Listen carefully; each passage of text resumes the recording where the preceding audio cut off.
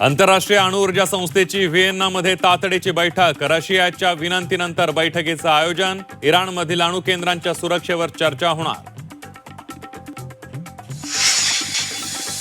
जालन्याचे काँग्रेस खासदार कल्याण काळे दुबईत अडकले. युद्धामुळे विमानांची उड्डाणं रद्द झाल्यानं कल्याण काळे दुबईत अडकले.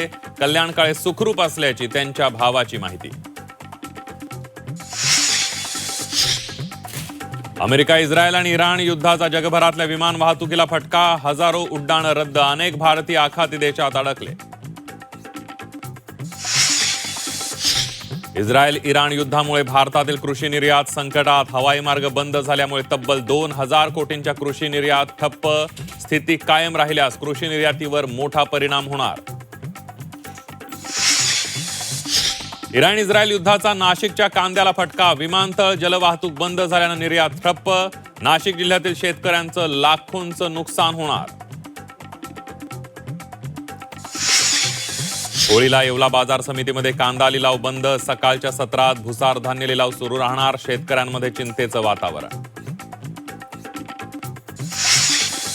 नागपूर एसबीएल कंपनी भीषण स्फोट प्रकरणी सदोष मनुष्यवधाचा गुन्हा दाखल. पोलिसांकडून 21 जणांविरोधात गुन्हा.